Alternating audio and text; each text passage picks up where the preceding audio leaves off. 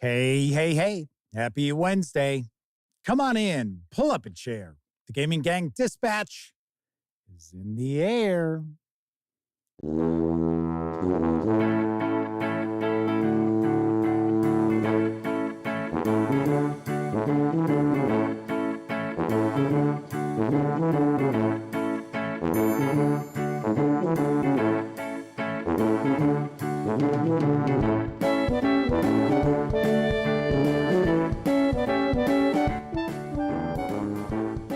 Howdy, gang, and welcome once again to the Duct Tape Studios. I'm Jeff McAleer, your host, here at the Gaming Gang Dispatch, brought to you by, shockingly enough, thegaminggang.com, of which I happen to be the founder and editor-in-chief. And more shockingly enough, this month we are sponsored by Roll-A-Crits, the home of the newly redesigned Bag of Holding. We'll talk about Roll-A-Crits in just a bit. But if you're not overly familiar with this show, keep in mind, super casual. We're just hanging out, having some fun. Tonight is Wednesday, August 21st, 2024. This is live show 1089. Like I said, very casual, just hanging out, having some fun. We talk about the latest in tabletop gaming news, and then I will pontificate about a topic related to our hobby.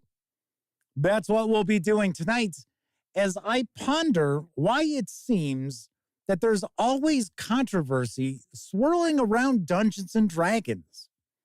Past few years, it seems every time you turn around, there's something else. So we're going to chat about that a little bit. But of course, we are going to tackle the news first. And of course, when you're not watching videos on the Gaming Gang channel, be sure to visit thegaminggang.com for all the latest in tabletop gaming news, reviews, and a whole lot more you are not going to find here on YouTube. You know the drill. Get your geek on at thegaminggang.com. Also, this is a live show, so that means there is chat available. It's not on screen. It's one of the ways I keep some of the more unusual commenters at bay. Plus, you also have to be a subscriber to the channel for at least 10 minutes before you can take part in chat. Yet another way that I keep some of the more unusual commenters at bay. But if you want to say howdy, maybe you got a question, a comment, by all means, chime in. I will do my best to respond. First out the gate tonight, friend of the show and chat moderator, the Motor City Madman, is with us, as is Semper Buffo, Kevin King, Cthulhu, Jose Fernandez, Game Cat, Walona's Cave, Kathy Evans, W. Forge, and Mike is here with us. Stephen from Roll for Combat is in the house, as well as Chris Lundgren, Vorpal Bites, and No Linquisitor. Wow, that was a mouthful there, huh? Quite a few people popping on into chat early. Very nice. Very nice. All right, do want to mention before we get on into the tabletop gaming news, yesterday we actually passed over 2 million views on the Gaming Gang channel here on YouTube. I was like, wow. That was a pretty quick 500,000 that we rocked out there. Because I remember it wasn't that long ago that I had posted, oh, hey, we've passed 1.5 million views. So pretty cool. Pretty cool. Dave S. as well as Agile Monk are popping on into chat. So chat is off and running already. For some reason, my voice is kind of feels strained.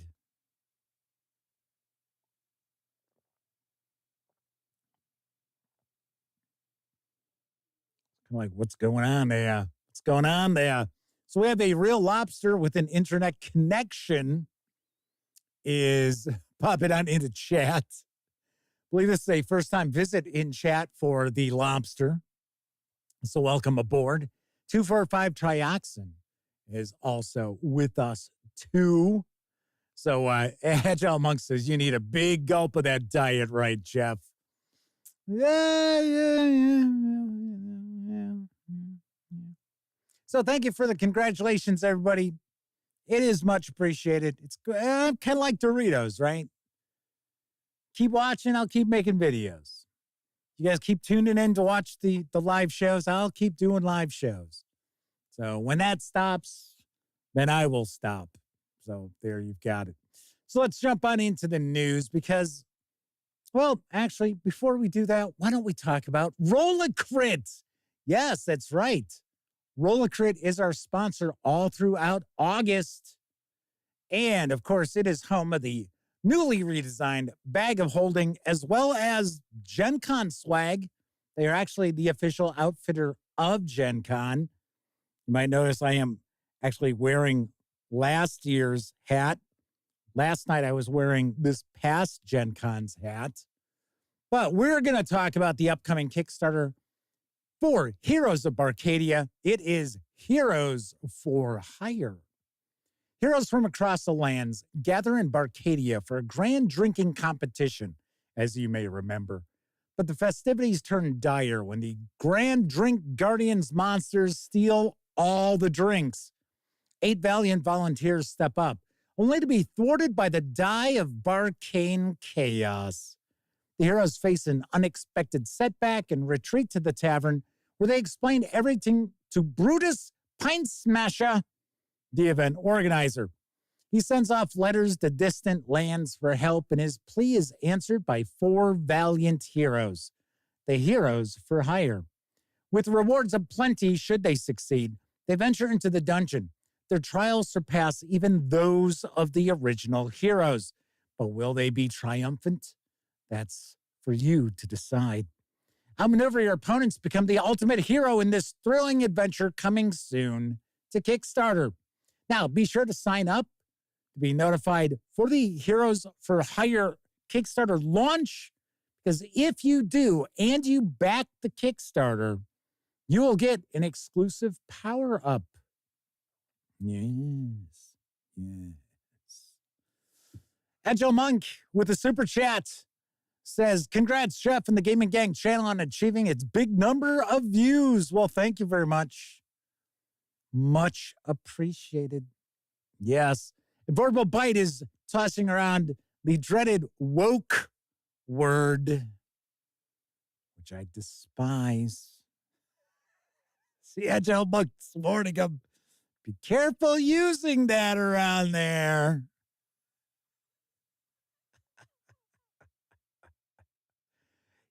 Yep. The reason why that word irritates me is because the original concept of that word is now just so miles away from what it actually was. And the reality is it's become a word like back when I was like in my 20s and somebody would be like, oh man, that's so gay. I'd be like, I don't know. I don't believe that that movie is a homosexual. It's like, no, it's gay. It's sort of like, what? And that's where we're at now. I mean, if somebody wants to voice their displeasure about something and explain why they don't like it, I don't like the direction they've taken as far as the characters and the character classes, things like that. I am all fine with that. But when somebody just says, oh, it's just woke, to me, that's, an asinine comment. Agile Monk points out, gay means happy. Yes, it's true. That is true. That's why it's kind of funny. You also, probably many of you know, I enjoy old-time radio shows. And that word will pop up from time to time. It's like, well, that's not what it means these days. Purple Bite says, don't like how touchy people are. It's not necessarily being touchy. It's just that people should use their words, I guess. That's what it should be. Anyway, I'm sure this will actually be kind of a thing as we talk about Dungeons and Dragons later on. Once we get to the news, John Muscola is with us, as is Adam Knight. Adam Knight says, "I just call it boring. No matter how something gets to that point, if it's boring, then it just ain't worth it." I agree. Peaceful Porcupine is with us once again. Very nice. Very cool. Chat is often rocking and rolling as per usual. All right, now let's dive on into the news, because currently up on the GMT Games P500 pre-order listing is Founders of Ravik. I've got the skinny. Richard Garfield's Founders of Ravik. Yes, you heard that right. Richard Garfield is designing a game for GMT. Founders of Ravik is a 3 to 5 player economic game of speculation and competition on the newly settled world of Ravik. Each player controls a company just starting out on the planet and attempting to amass the most wealth and craft the greatest legacy. Players deploy their partners to collect resources from their assets and complete projects furthering research, exploration, and building across the planet. At the end of the game, the player with the greatest combination of wealth, assets, and projects wins the game. Founders of Ravik is set in the dynamic and exciting Away Team universe created by John Butterfield. I thought that was kind of interesting because John Butterfield's science fiction setting with GMT Games, I thought was just kind of his, right? I didn't realize other people were designing for it. Ravik is an Earth-like planet of oceans and land masses teeming with life. Although its dense atmosphere is generally breathable, concentrations of geothermal emissions create spots of toxic mist. The flora appears varied and plentiful. Initially, no evidence of cultures or artificial structures were found. However, after spending 2 weeks surveying the planet's surface, the away teams detected a plethora of trails and ruined stone structures scattered across the planet's varied biomes. Ravik is a planet unlike any other yet found. The planet boasts an especially diverse ecosystem, exotic flora and fauna, and even mysterious and unexplained ruins. This diversity is a unique opportunity for the human race and for your company. In addition to abundant life, early exploration teams discovered deposits of a material with properties that were previously believed to be impossible. Due to the difficulties in extracting this material from the planet, scientists gave it the tongue-in-cheek nickname of unobtainium, a name which is stuck in the public consciousness. Yet the possibilities for unobtainium seem endless. The potential profits are unfathomable. The game is based on the economic theories of Nobel Prize-winning economist William Vickrey. Vickrey, get it? As well as the writings of Eric Posner and Glenn Will, especially their book, Radical Markets. Kind of strange to hear that as the inspiration for a board game, but I am intrigued. I certainly am. I should also point out that it appears that this is kind of a lower complexity game, which being a game about economics, I would have thought the opposite, but I guess that's not going to be the case. Founders of Ravik is, once again, for 3 to 5 players, ages 13 and up, and plays in around 90 to 120 minutes. This Richard Garfield design has made the cut. I think it's at about 560 orders at the moment, but you can still score the P500 price of $60. The eventual MSRP will be $87. And I got to say, this strikes me as being kind of interesting. So I am sharing the news with you. Adam Knight says, unobtainium, my quest for the perfect rule system to quell their nostalgia. Yeah, I could see that. But very nice, very cool, and also very interesting to see Richard Garfield design a game for GMT. That is not something that I would expect. So let's talk about some role-playing game news, because slated to arrive in the fall from, I don't know, some company called Roll for Combat is the Battlezoo Ancestries Classic Creatures in hardcover. It's going to be both for Dungeons & Dragons and Pathfinder. Here's the scoop. Now you can play as the most popular monsters from classic D&D and Pathfinder. Dive into over 220 pages of play options, lore, backgrounds, and amazing illustrations to expand your games in amazing and unique ways. This will work with any 5e D&D or 2nd edition Pathfinder game. Become 12 fantastic creatures, including demons, doppelgangers, sentient dungeons, gremlins, intelligent weapons, mimics, minotaurs, slimes, and stenos. Includes hundreds of digital tokens and illustrations that work with any virtual tabletop, in-depth information about each classic creature's culture, society, and history. And there are thousands of unique options and custom rules to build exciting characters for players and dungeon masters. Immerse yourself in 12 innovative new ancestries and bring out the creature inside you. Each ancestry/race is designed to provide a unique playable monster for any Dungeons & Dragons or Pathfinder game.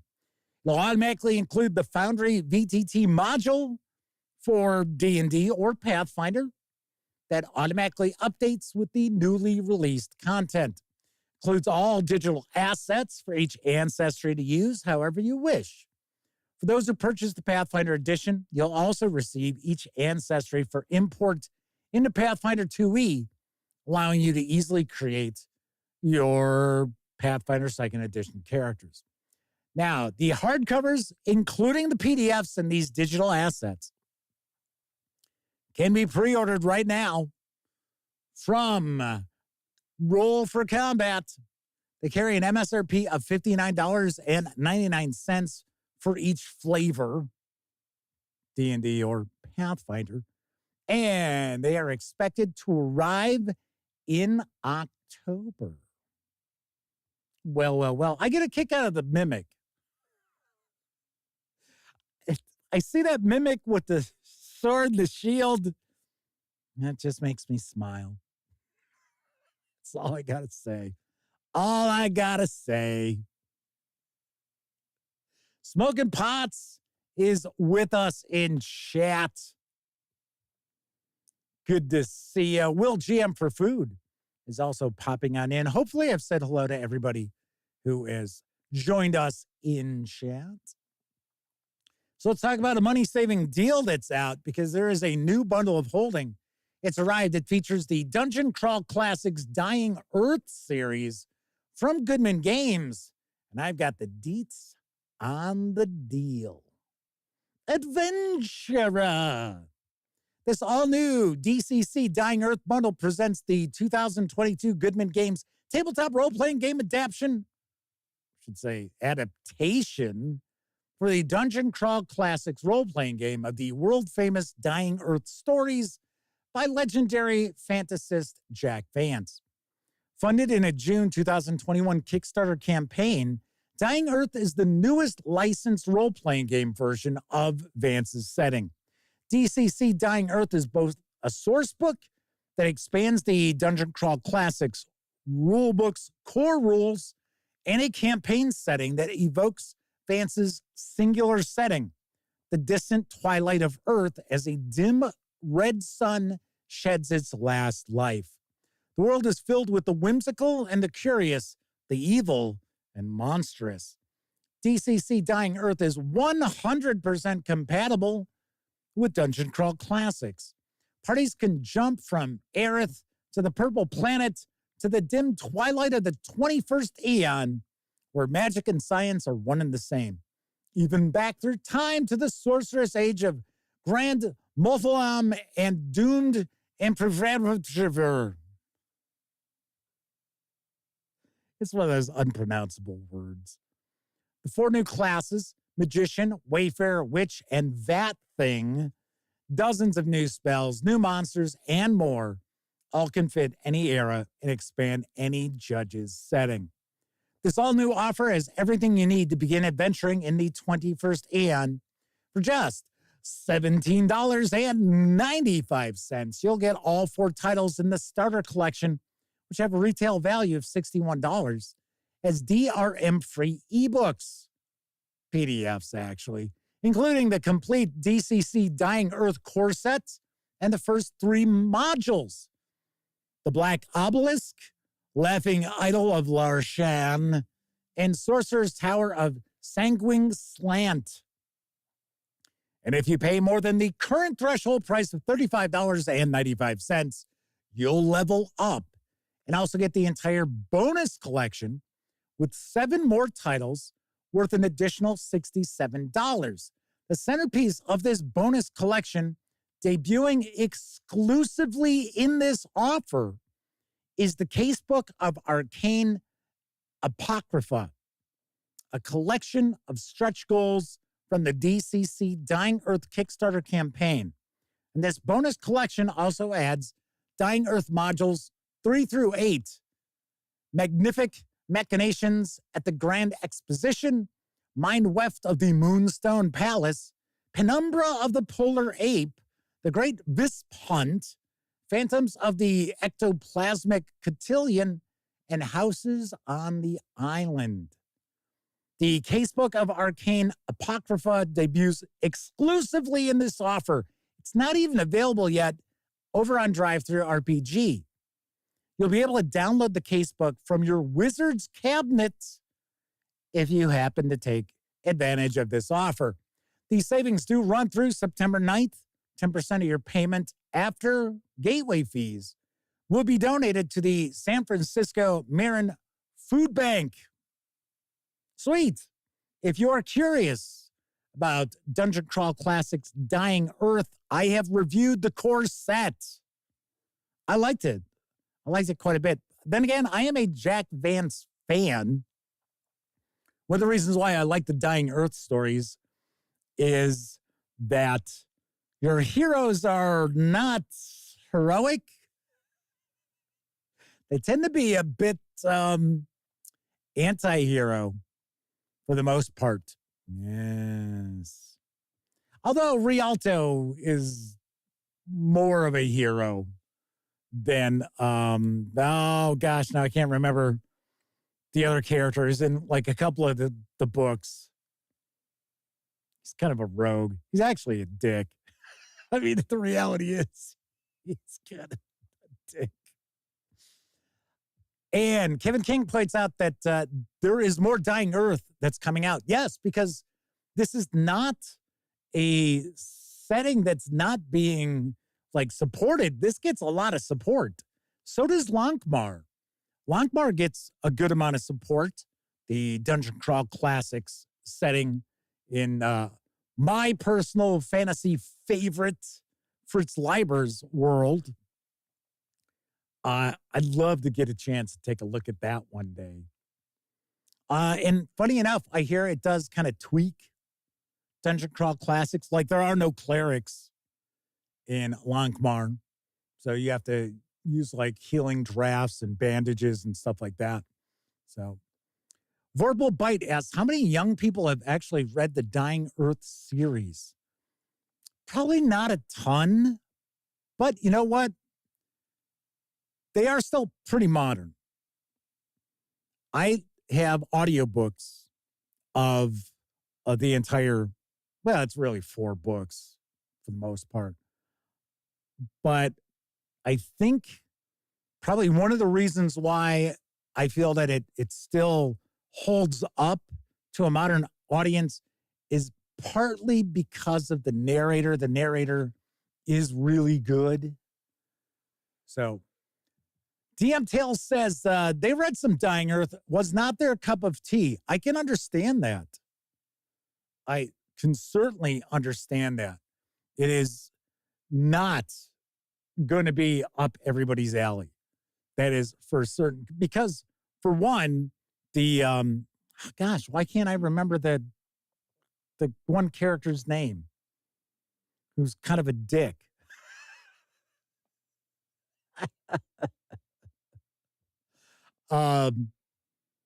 He's, you're not rooting for him, really. So it's kind of like, Kabuki Kid is in the house. Good to see you, Double K. Let's see. Oh, another super chat from Agile Monk. In Vance and Dying Earth, characters are more often anti-heroes, much like Thomas Covenant. Yeah, that's another series that isn't everybody's cup of tea. That's for certain. And more often than not, they're just trying to survive and live to eat another day. I would say that in the Jack Vance stories, there's quite a bit of satire.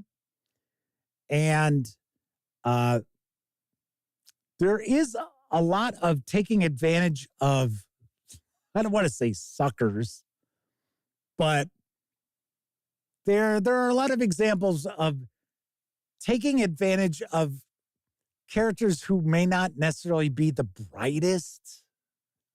So,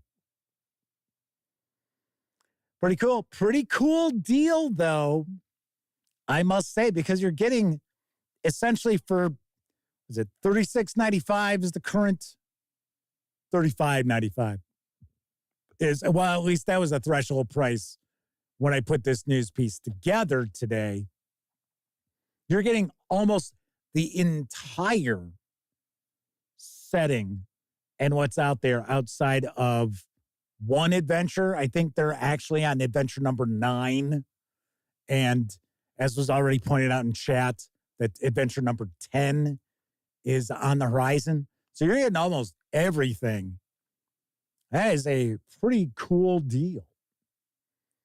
All right. So let's talk about a Kickstarter that caught my eye, because there is an adventure setting for old school essentials from Sharktopus Games, and it is called The Painted Wastelands. Here's what I know. Take courage, traveler. You're lost in the Painted Wastelands.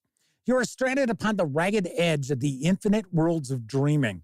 Prepare your soul to enter a lucid land of sorcerers and endless pastel-colored sands.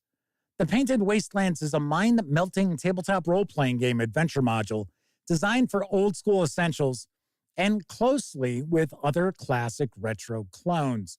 Dive headfirst into the strangest hex crawl set in a dream world filled with desert weirdos, ravenous ghouls, and teeth-stealing nightmares.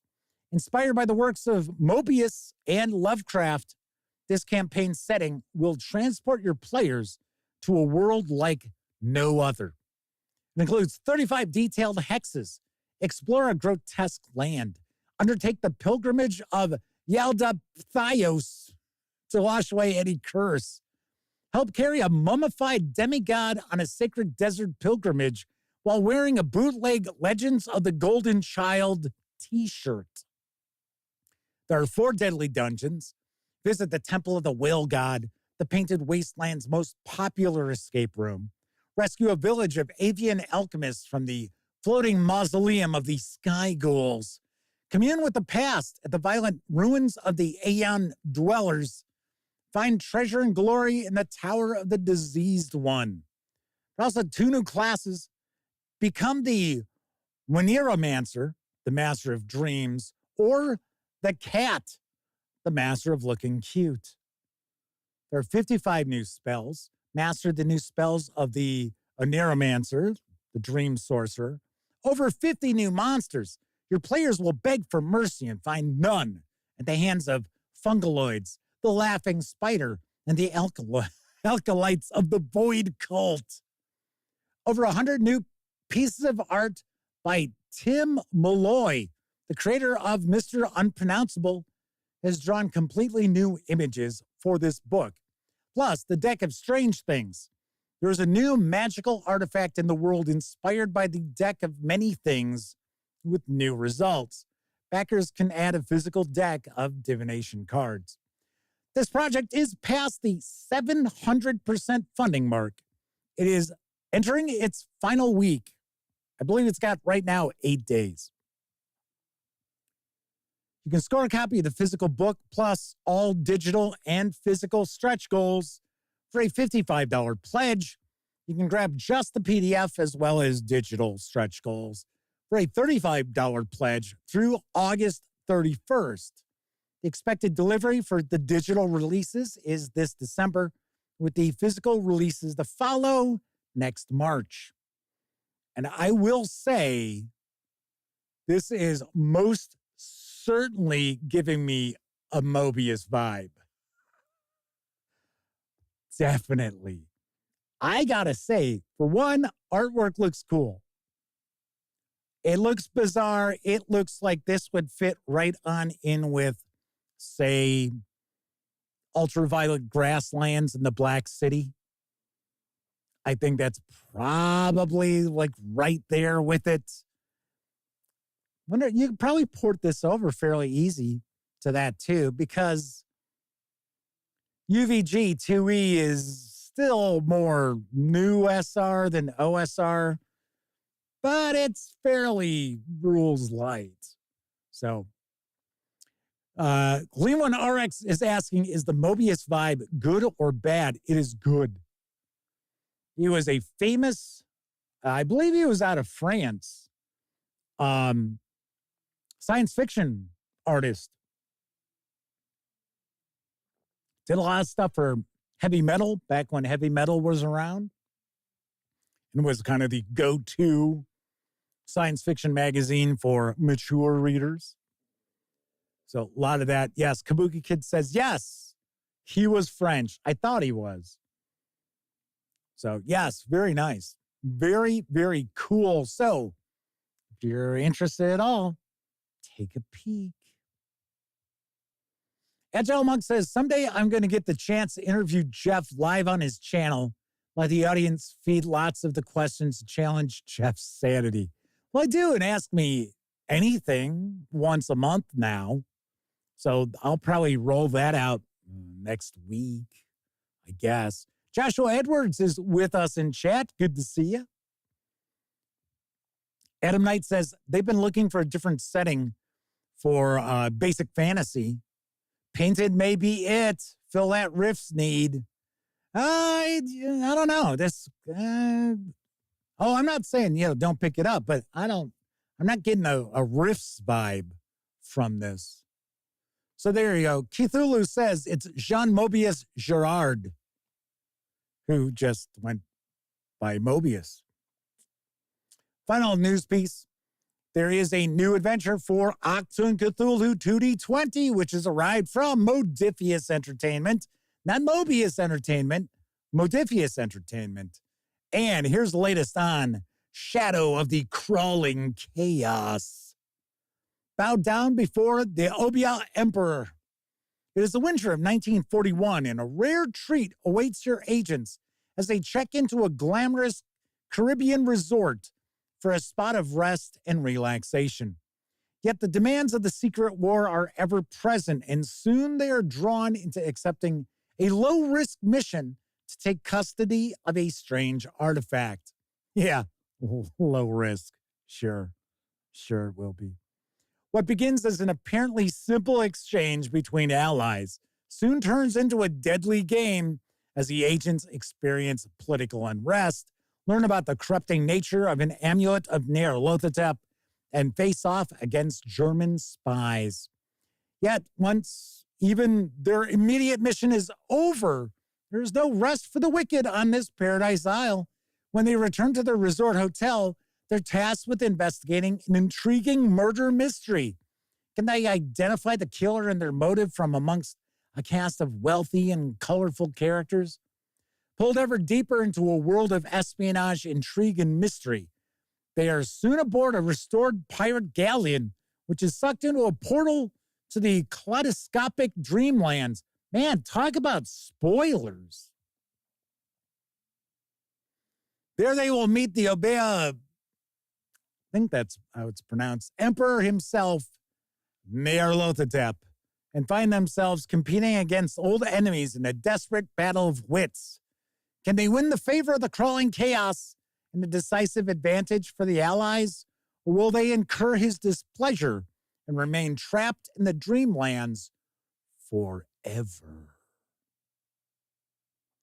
It's a 37-page adventure for 4 to 6 experienced agents in both standard and printer-friendly formats. Experience a mix of action, espionage, investigation, and mythos-inspired mayhem.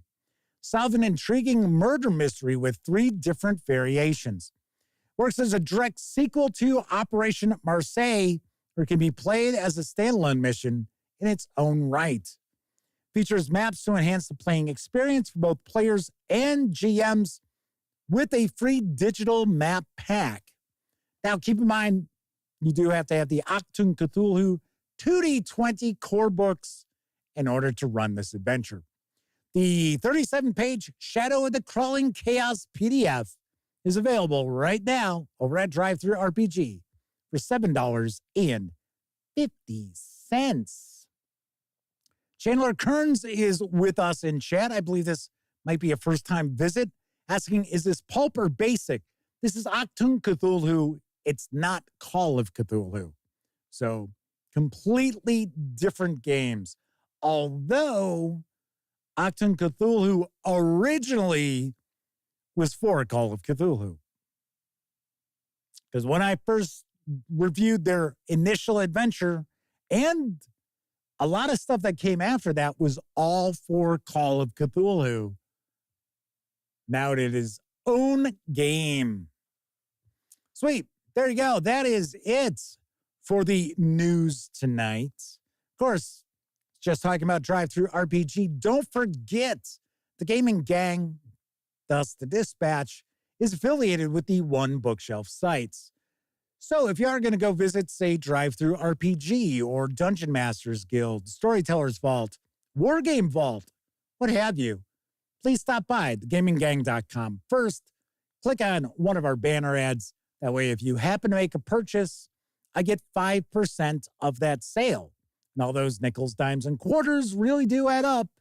Help keep thegaminggang.com around. Also, if you like this video, if you like the video, if you dig the channel, if you find thegaminggang.com to be a valuable resource, hell, if you just like what we do, you can always swing on over to paypal.me/thegaminggang and make a donation. You can make a small donation. Hell, you can buy me a 2-liter bottle of soda. Diet rights, of course. Oh, those delicious 0 calories and no sodium and no caffeine. And a big tip of the cap to folks out there who stop by paypal.me/thegaminggang and make not small donations, such as Joshua Edwards, Agile Monk, and the Madman, just to name a few. Thank you kindly. But a big thanks to anybody who uses the banner ads and or stops over by paypal.me. Thank you. All righty. So tonight, we're going to kind of discuss, and you might be kind of surprised by my take on this.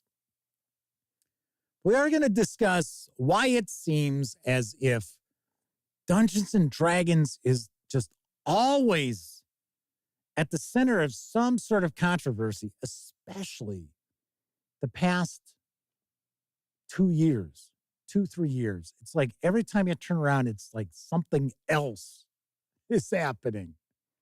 So we're going to talk about that. We're actually going to kind of delve in a little bit into the controversies because, for one, I think If you want to ask me, does Wizards of the Coast bring a lot of this on itself? Yes, it does.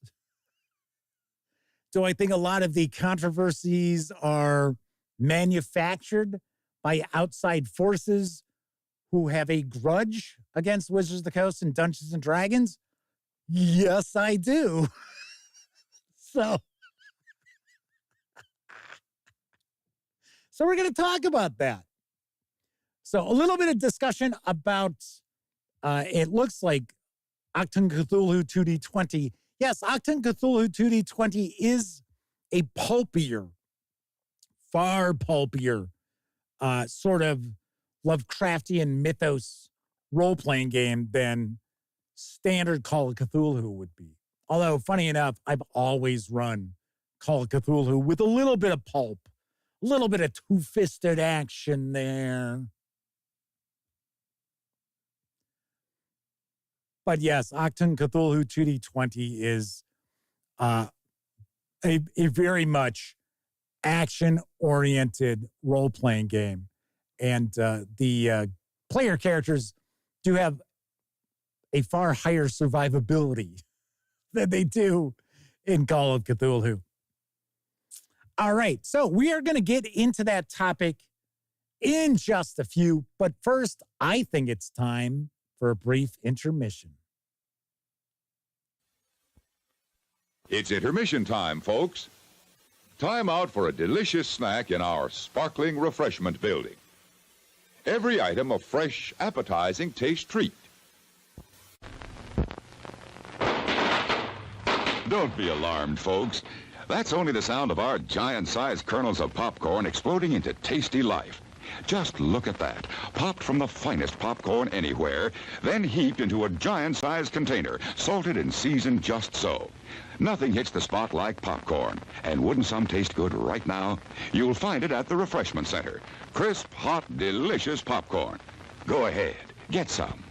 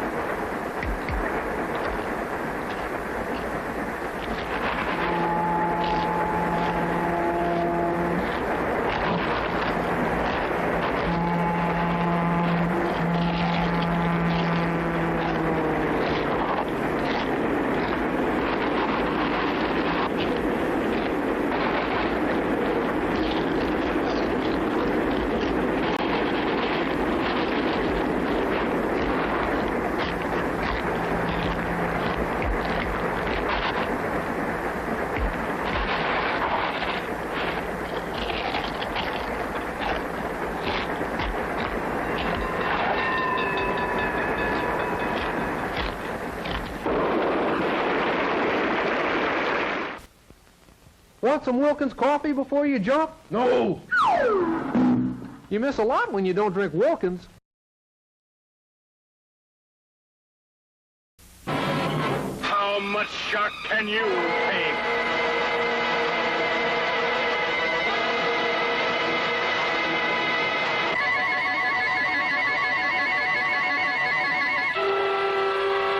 It will haunt you forever. From the depths of evil comes a diabolic killer of beautiful women. The vampire's coffin. See a vampire's body stolen from its tomb. A psycho killer removes the stake so the vampire can again prey on beautiful women.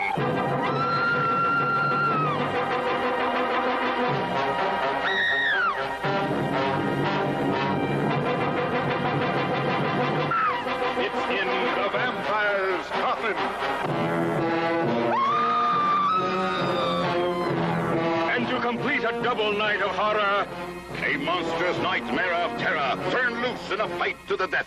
The robot versus the Aztec mummy.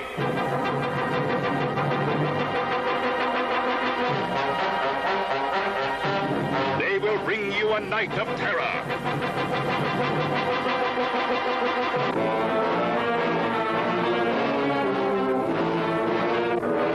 We dare you to see them, but don't come alone. The vampire's coffin. double horrorama show with The Robot versus the Aztec Mummy. presented in Hypnoscope. To heighten the horror, shock your senses, chill your brain. It could only be shown at midnight.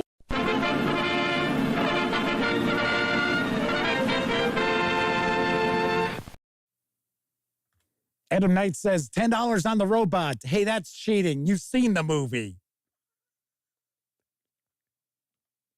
King the Robot loses. Sorry. Yeah, I know. Spoilers. What can I tell you? Yes. Hypnoscope. That's a double feature from hell. Yes, Cthulhu points out, Mexico produced some great and weird monster movies in the 50s and 60s. Yes, both of those films were Mexican horror films that were dubbed into English. Here's something kind of interesting. I don't know if anybody in chat has actually seen this. I did years ago. The Mexican version of Dracula that was shot at the same time with the same sets as the Universal Dracula with Bela Lugosi. And there you go, Kabuki Kid saying Mexican Dracula is good. It is. It is actually a better film than Universal's Dracula. It is far better directed. It moves along because, I mean, come on, back in the 30s, and I like old movies, but sometimes I sit there and I'll see some of these old movies and the pacing is so slow. You're like,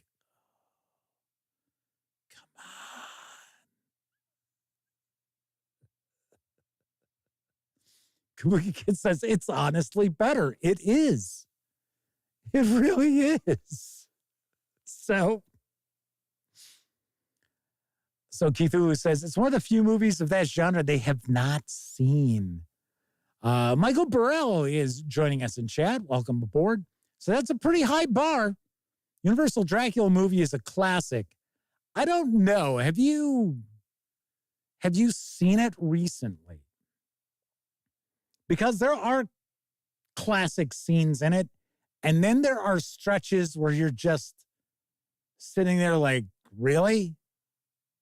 Plus, films of a certain age also have a really noticeable background hiss. Some worse than others, but it's usually stuff from usually the early mid-30s.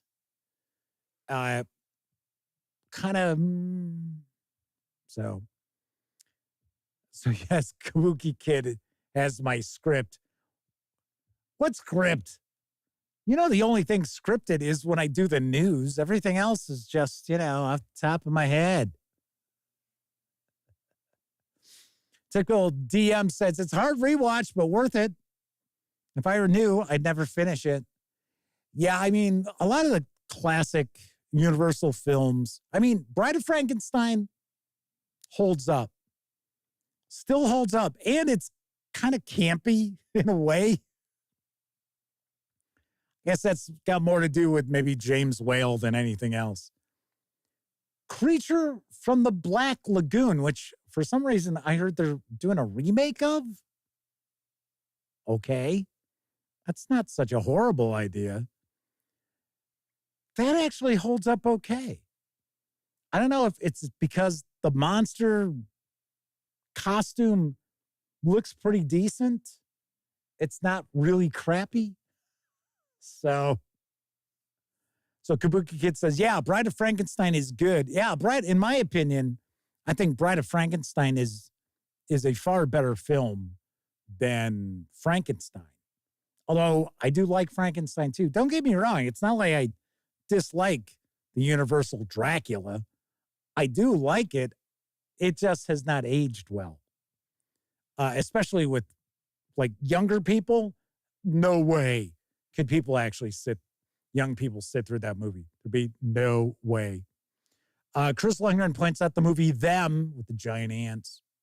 Scared the crap out of them as a young kid. I remember seeing that on TV. That is actually kind of a bigger budget, like big studio science fiction / horror movie. So, yeah, pretty decent movie. I always liked that one. So, and let's see, Cornerios, don't even know if I came close to that pronunciation, is with us in chat.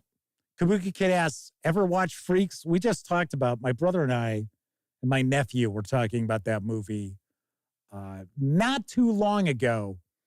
And that is a seriously difficult watch. It's, in my opinion, one of the scariest films ever.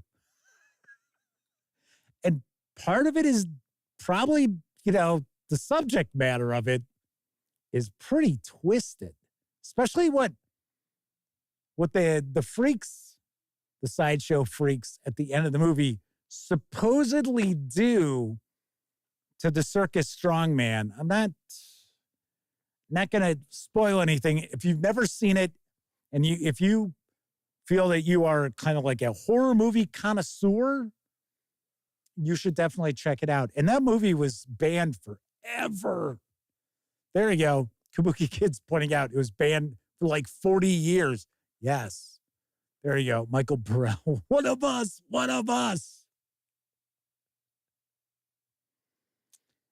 Yeah, but that, as far as I understand, the first audiences who saw that pretty much shit their pants. And people were streaming out of the theater. It is really a really bizarre movie. I mean, like the first half isn't. It's just sort of like, well, many of the actors that they are using in the film were real circus sideshow performers. So that's a little strange, but yeah, when the movie kicks into gear, it's like, holy shit. All right, so let's talk about tonight's topic. In fact, I do believe our friend Steven from Roll for Combat just had another Dungeons & Dragons video earlier today. And if I remember right, I think Steven's still hanging in chat. The topic is something like, the book is out now, nobody cares. For the Player's Handbook 2024. It's like, it's out. No one cares it's out. I didn't think it hit stores until September, to be honest.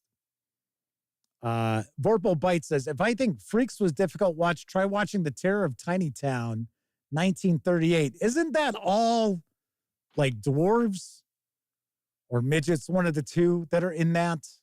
If I remember correctly, I think I've never seen it. But if I remember correctly, I think it's a Western or something. I don't know. So anyway, so tonight's topic, we're going to talk about why does it seem as if Dungeons & Dragons is always in the midst of some sort of controversy, and some of it they bring on themselves, some of it is simply, in my opinion, kind of manufactured. And I wouldn't be surprised if, and I think someone had mentioned this in chat as well, that I think some stuff is kind of like floated out there by Wizards of the Coast just to keep Dungeons & Dragons on people's lips. I don't know.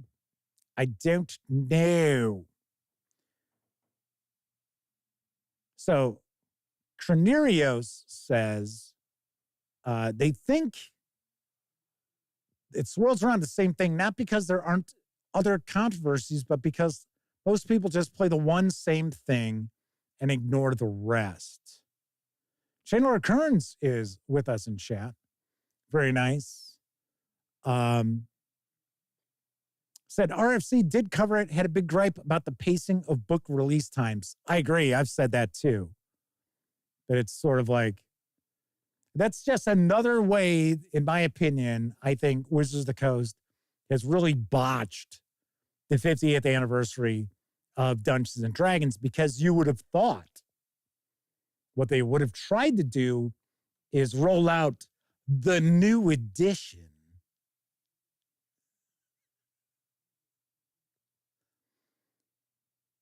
in 2024. Be celebrating 50 years of Dungeons and Dragons with the new Dungeons and Dragons 2024. And then they screwed that up. Mike says the whole no publicity is bad publicity. Well, that's not as true anymore.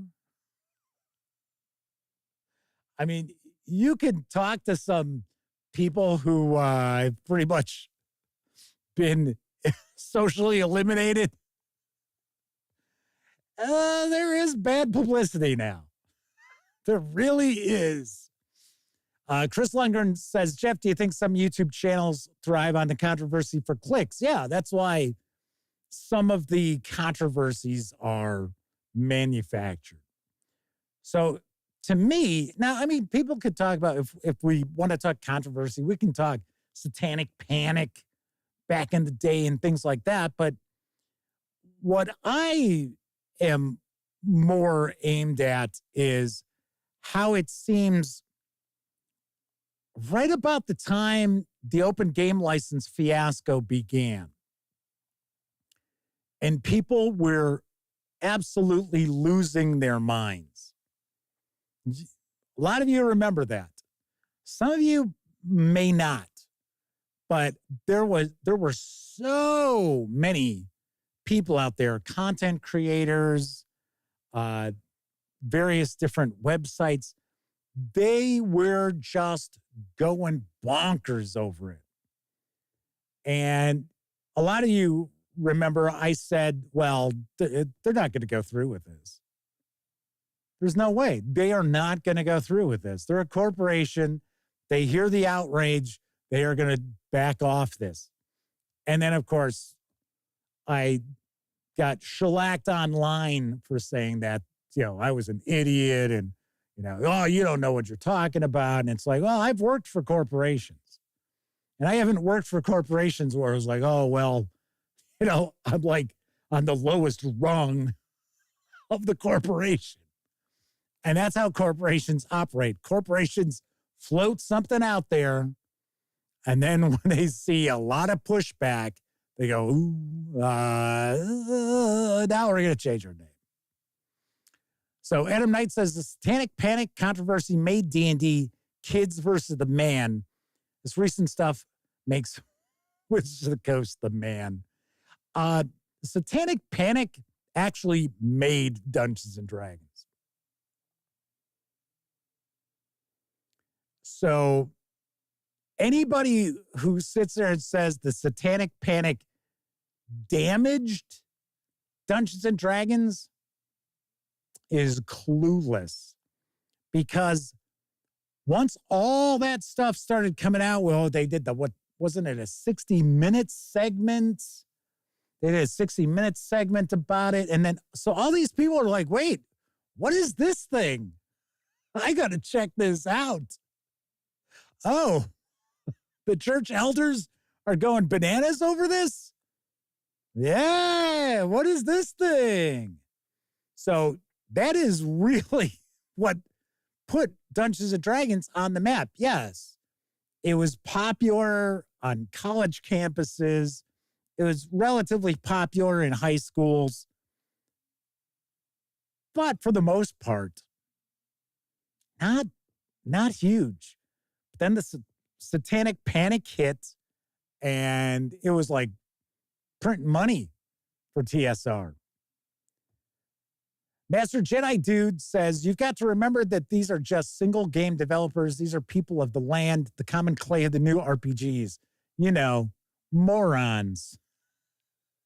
All right, we're doing another throwback to Blazing Saddles tonight. So Keithulu says the 60-minute segment was a straight-up hit piece. Yes, it was.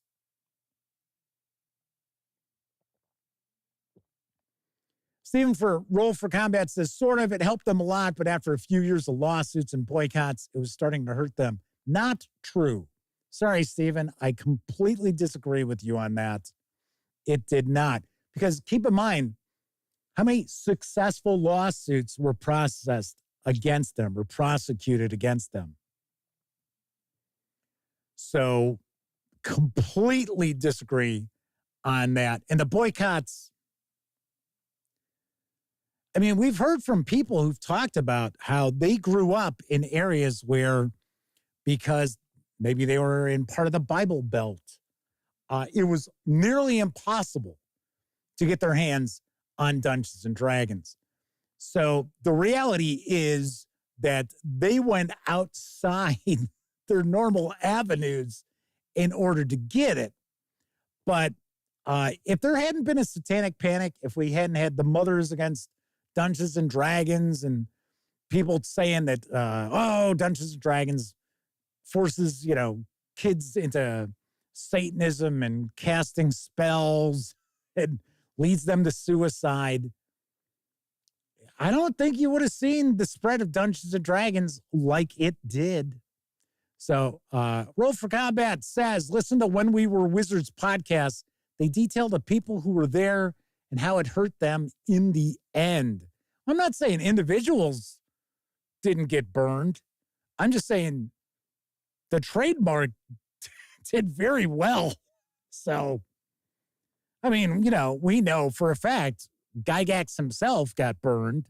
So did Arneson. But, I mean, some of that was karma, in my opinion. But as far as Dave S. says, TSR relaunched D&D with new covers, right, Jeff Easley, and then removed the Thief and Assassin. Then with second edition, they really backed off the whole devils and demons thing to kind of, circumvent, I should say, some of the religious groups that were out there. Quest Friend is with us saying, are you ready to RPG? Gleam One RX says, albeit Gygax and his lawyer came off as uncaring about the kid who the parents blamed D&D for his untimely demise. There were a few kids that parents blamed. Mazes and Monsters, that was another hit piece, basically, on D&D. And the private investigator, I don't recall his name, who wrote the book, wasn't real truthful as far as his interactions with the people at TSR.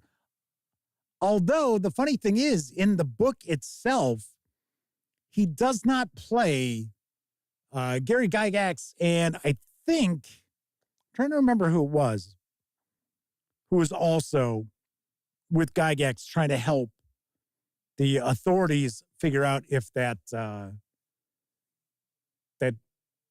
pinboard meant anything, if there were actually any clues on it or anything like that they could kind of try to decipher. I'm trying to remember who it was. It was another person fairly well known in the world of D&D. They actually didn't come across as bad in that book. So, Bill GM for Food says Mazes and Monsters is surprisingly entertaining. Rooster's with us in chat. Adam Knight said, when my father was asked about me in Dungeons and Dragons, he said, my kid ain't in a gang. He ain't using or selling. What's the problem? That was kind of the attitude that most of my friends' parents had. Although we really, like I've said umpteen times, we didn't play D&D for a long time. 2, maybe 3 years. And I even was playing it before I went to high school. So once I got into high school, it was maybe a year, but we had already started experimenting with other games. So, the story, I got into Call of Cthulhu and that was it. I mean, that was my game. So, Pat Pulling and others profited off of gaslighting the public about D&D, says Cthulhu. Yeah, there was a lot of money to be made in knocking Dungeons and Dragons. There still is. It's just different way of obtaining that money. So anyway, but like I said, that wasn't really our topic tonight. But yeah, I mean, we could go back to the beginning. I mean, Satanic Panic and the Gygax Arneson back and forth. That's a great example.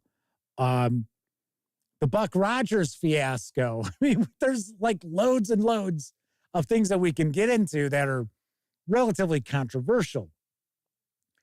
But as far as tonight's topic, it seems as if from the point that the open game license nonsense started till now, there has not been a point where there isn't some sort of controversy about Dungeons and Dragons.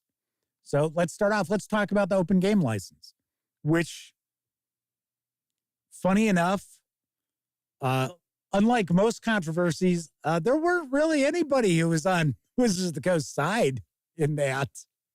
They're all like, wow, what a greedy move.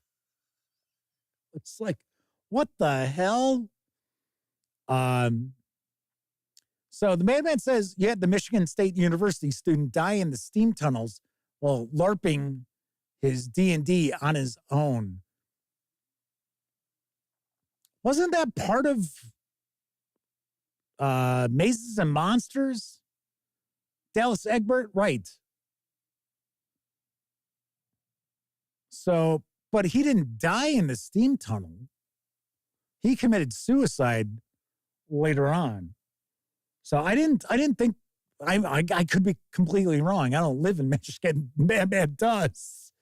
But I could have swore that whole story about the steam tunnels and stuff like that was more fictional than anything else. And no one died. So I don't know. I might be absolutely wrong on that. But so Kevin R. Smith points out, Dallas Egbert, didn't he have like 2 first names? I don't know. For some reason, I'm thinking he did. Was originally from the Dayton area, a suburb very near Kevin R. Smith. Keithula says the open game license nonsense, or fiasco, as I like to call it, is why now I only play games from companies that don't try to shut down third-party creators and send Pinkertons to somebody's door over their own mistakes. Well, okay, well, that was Magic the Gathering, but still, yes. Kabuki Kid says, yes, Egbert died a year later by suicide, and it had nothing to do with D&D. So Peaceful Porcupine says, Buck Rogers fiasco. I liked it. It had a vibe. We played several good games of it. Its biggest problem was that it was the second edition D&D engine, which is poorly suited for that genre. Well, what I mean by the Buck Rogers fiasco is that the reason why Buck Rogers was foisted on everybody to the amount it was because Lorraine Williams' family owned the rights to Buck Rogers.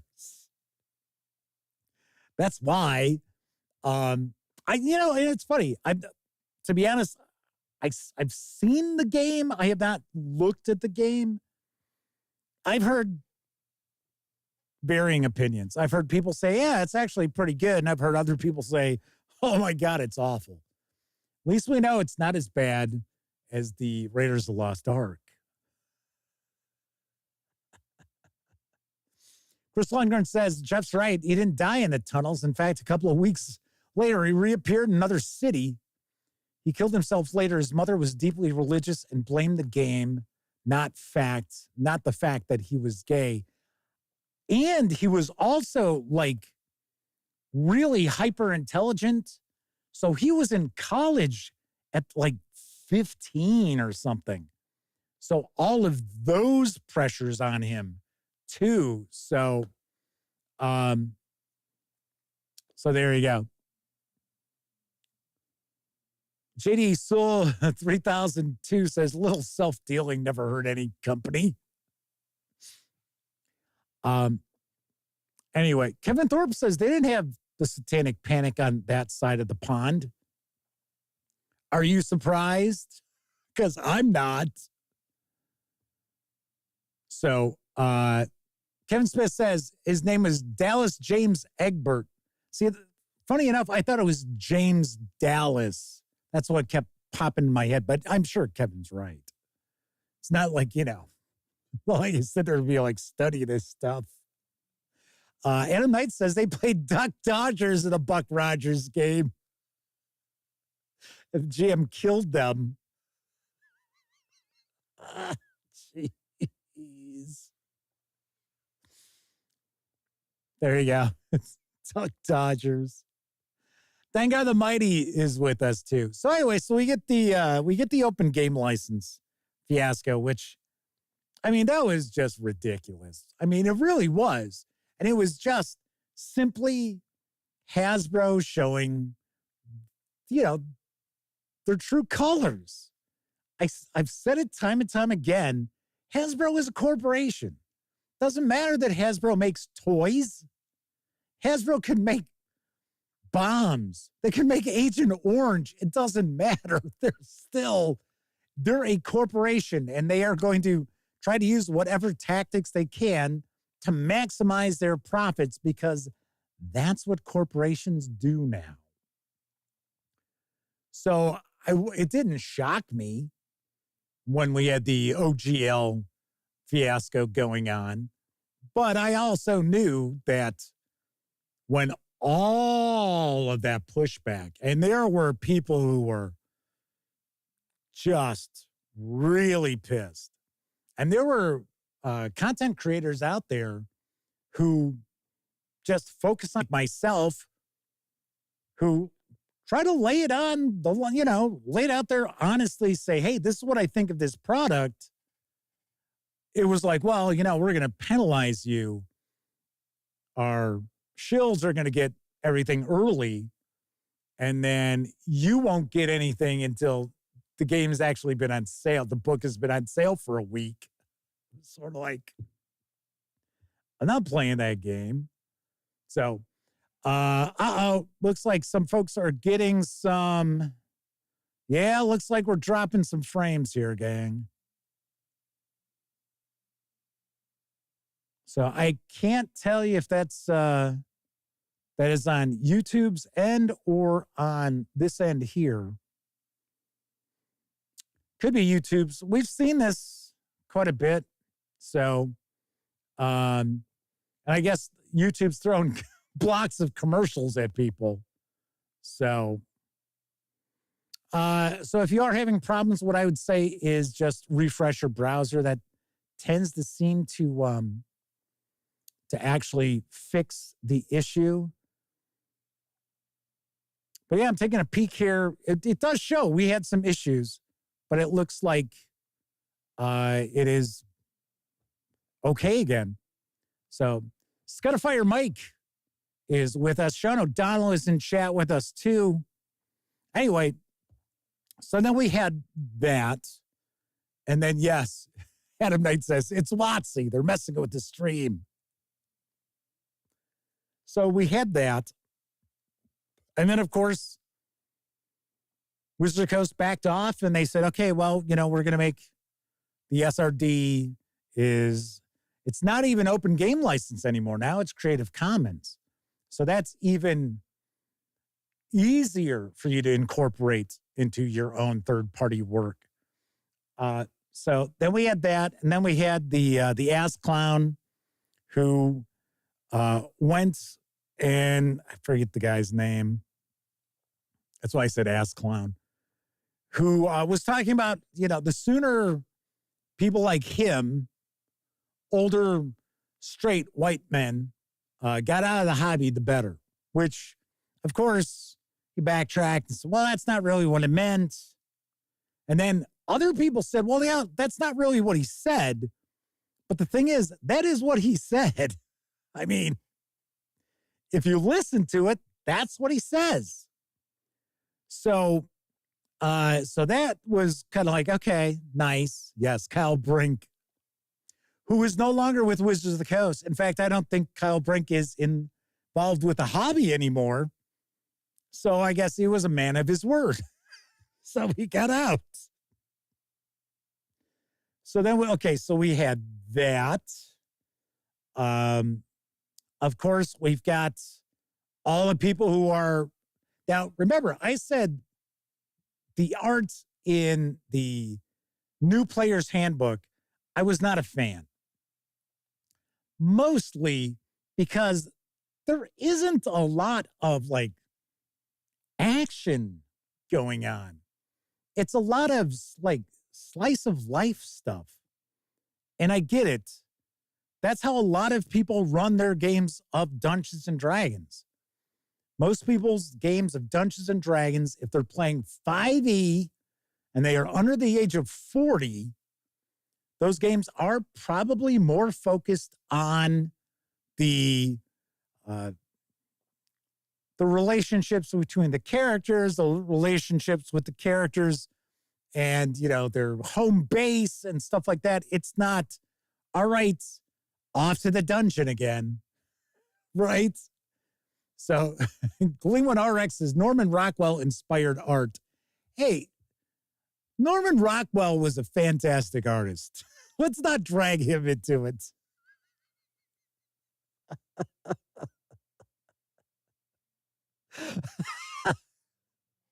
I like a lot of Norman Rockwell's art. A lot of Norman Rockwell's art is kind of tongue-in-cheek. I like that too. Adam Knight says art is boring. It's like I'm reading a history book for kids or something. Chris Legner says there's a D&D prom adventure for 5th edition. Boring. Yeah, I mean, we did have the adventure book that was all about, wasn't that Strixhaven? The one that was all at the school. And it was like, really? It's like, seriously? That was not, did not get a very high review score from me, if I remember correctly. I think I didn't hate it. I think I gave it like a 6, maybe a 7. So Jenny Sewell says, can't comment, not buying it, not playing it. W. Ford says, love Rockwell's self-portrait. Yes. Where he's still looking off into the mirror. That is a classic. So then we've had some controversies surrounding some of the releases that have come out. And although Tomb of Annihilation came out prior to the open game license fiasco, there was some controversy around that by the way Chult was portrayed, or the people of Chult were portrayed. So we've got that. And of course, now with the newer release with the player's handbook, we've got the artwork, we've got the a lot of people very upset. Well, I shouldn't say very upset. You got some people who are trying to stir some trouble, or they have been. This isn't something brand new. Stirring trouble about the orcs and the kind of Mexican angle of that artwork. And I know, isn't it RPG Pundit? His decided he's gonna die on that hill. So I certainly would not.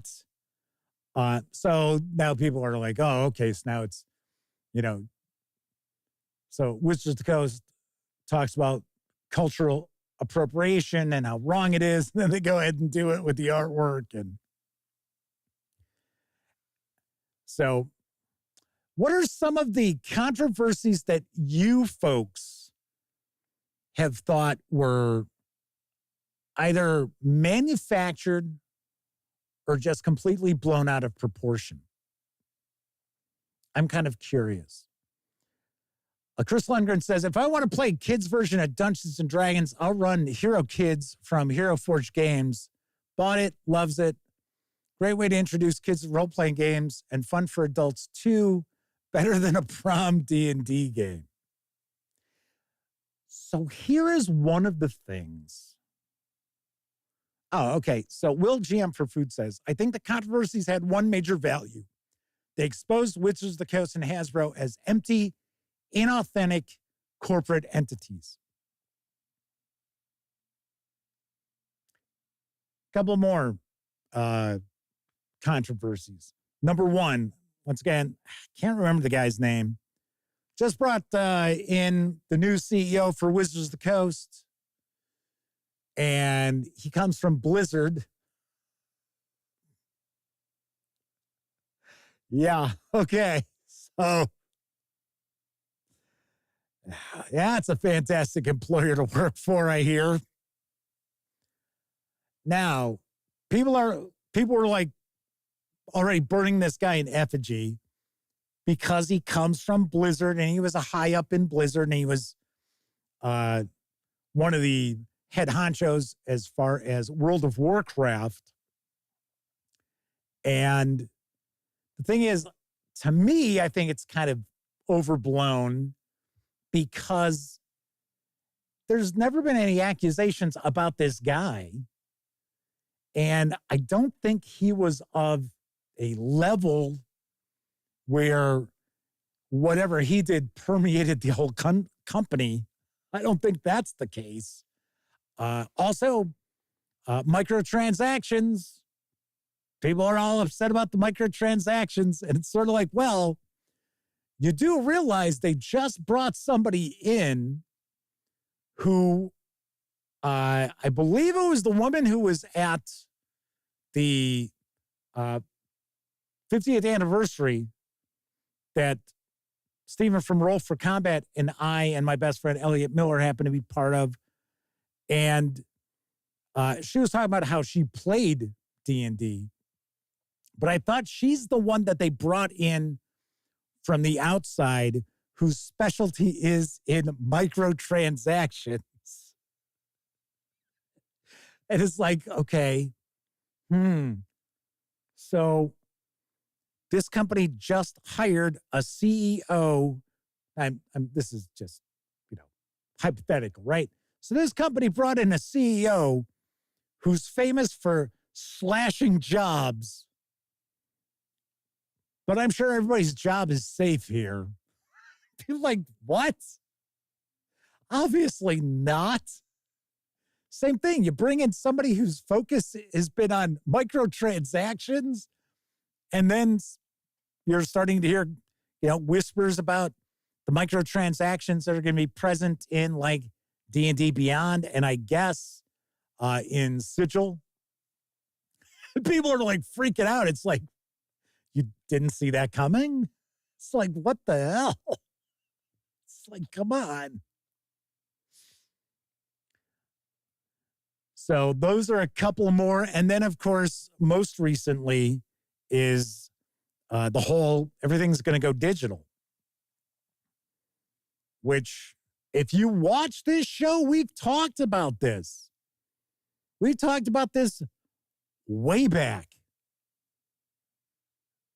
Just brought it up again when I did my recap of Gen Con and how Elliot submitted the question to the question and answer session saying, oh, it looks like everything's going to be digital for D&D. And they're like, oh, no. I was like, bullshit. It's like, you guys want everything to be digital. We know it.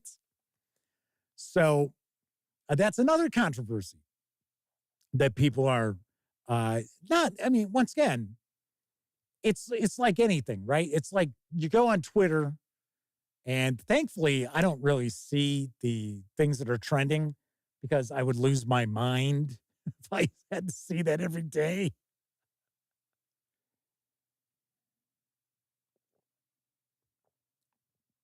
But you'll see people up in arms about something, and it's sort of like, okay, but you got to remember, Twitter is not the real world.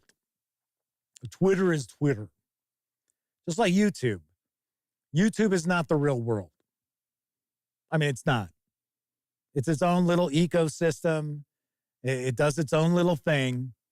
So you could see hundreds of content creators talking about something on YouTube, and you step out into the real world and absolutely no one gives a shit.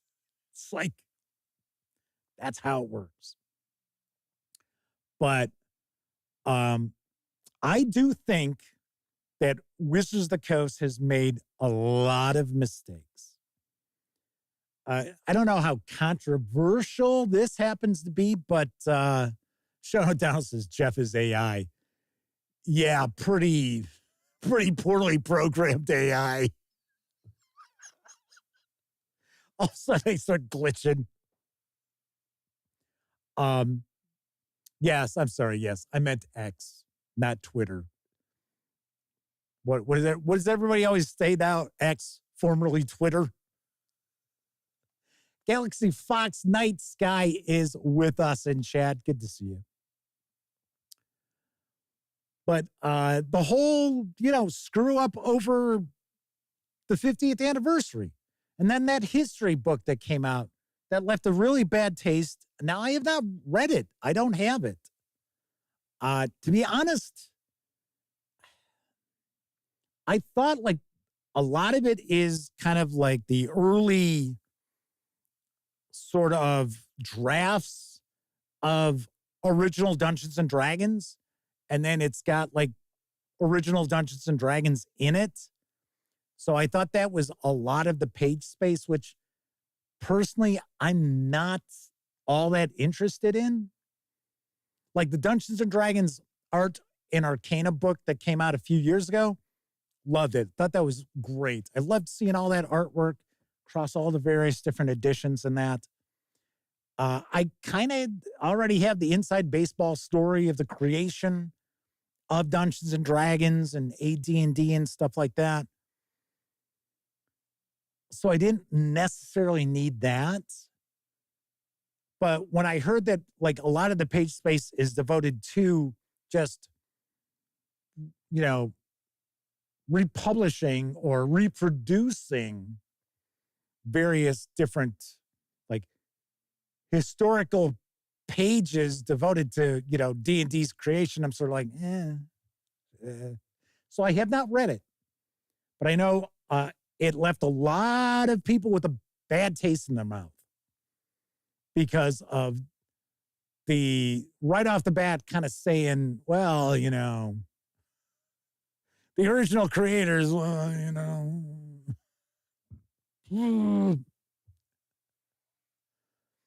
So Michael Burrell says they like the history book. Thought it was cool. I might keep my eyes peeled to see if it goes on sale or something and grab it. That's a possibility. I'm just saying I haven't read it. So I can't chime in on being like, yeah, man, because I've read what's been attributed to it, what's been quoted from the book. But, I'm not like a lot of people out there. It's like, if I don't see something with my two eyes, I'm a little, I don't know. Because there's a lot of phony balloony stuff out there. So, and people are getting better and better at it. Kevin R. Smith says there's a new edition of John Peterson's Playing at the World. It's out now, 2 volumes. So you don't have to drop all that cash at once. That's pretty dry. It's pretty dry reading, folks. It is really in depth. Actually, if you're interested in the history of role-playing games, I can certainly recommend picking up Shannon Applesene's Designers and Dragons, I want to say it's called. It's a series that goes 70s, 80s, 90s, the aughts. I liked it. I liked it quite a bit.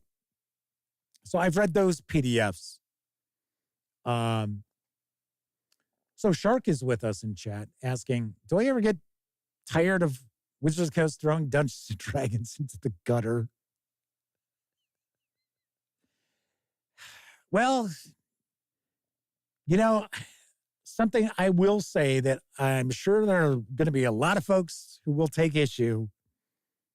This Dungeons and Dragons isn't necessarily designed for me.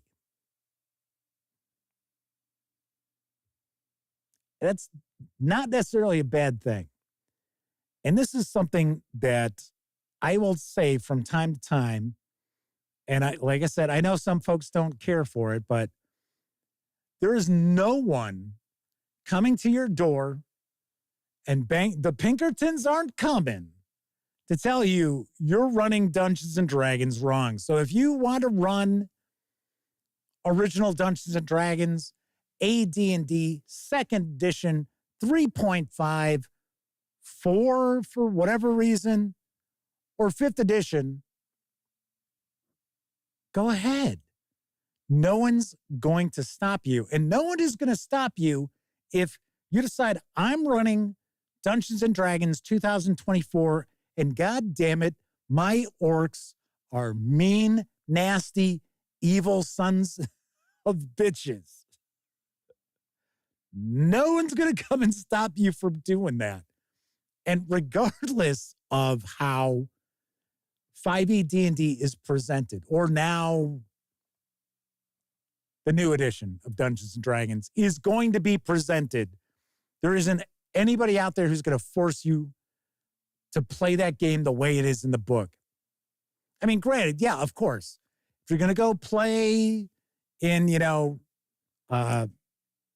like sponsored play at a game store, like organized play at a game store, yes, you are going to play by the rules and everything presented in the books. Of course, if you get into a sanctioned tournament, which they really don't do for Dungeons and Dragons anymore, but say they would, then yes, you are going to play. Every I is going to be dotted, every T is going to be crossed as far as those rules go. Anything else, however you want to do it. If you want to make, evil creatures evil, which I'm with you, okay? I am. Because in my opinion, the whole concept of, no species is intrinsically evil just completely explodes the whole lore of orcs in the first place if we are basing orcs upon the works of Tolkien. So that kind of bugs me. In my opinion, yes. Okay, so I've run, God, what is it? It's the, is it the Sunless Citadel? With Meepo, the kobold. Meepo! I am Meepo! That was the voice I was doing for Meepo. I ran it for my nephew and his girlfriend at the time and a couple of friends. Whereas, and it's a D&D adventure. I want to say, I think it's from 3rd edition. I old school essentialed it. The kobolds aren't necessarily evil. So, but there's a lot of, faction play going on in that adventure. See, now I like that. I don't necessarily think that, yes, if it's whatever species, well, then it must be. You got to have exceptions to the rule. I mean, look at Drizzt.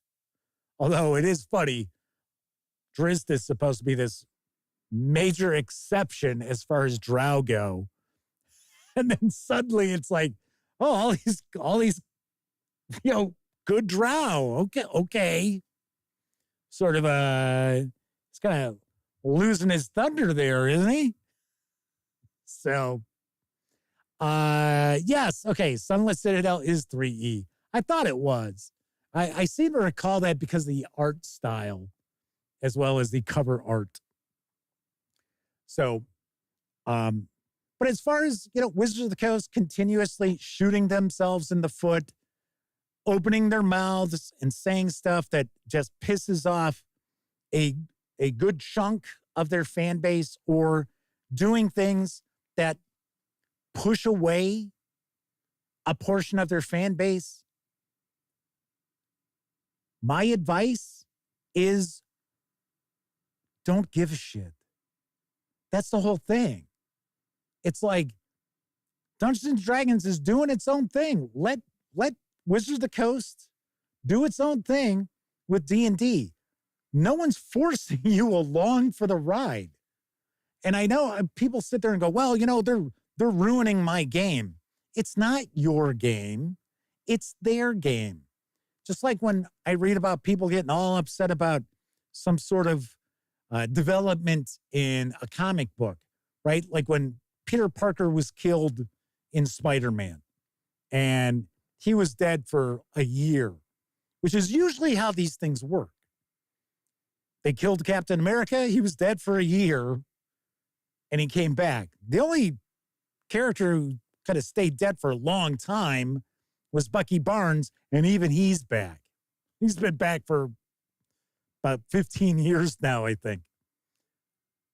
But the people got all upset, and they were sending Dan Slott death threats, I should say, because he killed Peter Parker. But anybody with an ounce of common sense knew Peter Parker wasn't going to stay dead, and Peter Parker's not a real person, and it's Marvel's IP. Marvel can do whatever the hell they want to do with their IP, and they have done some wacky-ass shit in the day, especially when they tried to do their new universe or whatever. It's like, what? You're getting rid of all the superheroes we grew up with and replacing them with characters we know nothing about. Yeah, that's brilliant. Didn't last long. Anyway, but like I said, it's not your game. The Dungeons and Dragons you grew up with, that is your game. You can claim ownership of that all you want because it is your game. You grew up with it. Whatever game, like Call of Cthulhu, right? To me, like 3rd edition Call of Cthulhu is kind of the sweet spot. Although I really do like 7th edition. I think it's really well done. I just don't like the dividing the skills. We talked about this last night, right? But that's my Call of Cthulhu. Now, if Chaosium Inc. decided, well, we're gonna change everything up, and Call of Cthulhu is now going to be about zombies. Well, you know what? They've got every right to do that. It's their game. I don't necessarily have to play it. I don't have to buy it. The folks at Chaosium are way smarter than that. They would never do that. But you know what I'm getting at is you don't really have ownership of this. Anything going forward, when Wizards of the Coast and Hasbro make decisions that you disagree with, doesn't matter if you disagree mechanically or you just disagree visually or you disagree politically, whatever. Who cares? There's no reason to be pissed off about it. It's like the other thing I do notice a lot, and I'm not sticking up for Wizards of the Coast or Hasbro in any way, shape, or form.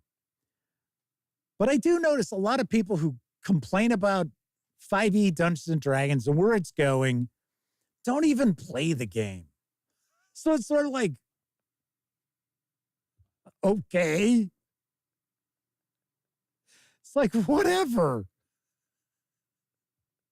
Flaming Heron's with us in chat. Good to see you, Flaming Heron. So you don't need to play it as written. I know. That's why I tell you guys all the time, I don't really care that much about mechanics. Yes, I use mechanics for gameplay, obviously. But I don't sit there and be like, oh, man, I can't believe that they changed that stat block from this number to that number. Whoa, that's blowing my mind. No, absolutely not. So, I don't care. I'm going to run it the way I want it.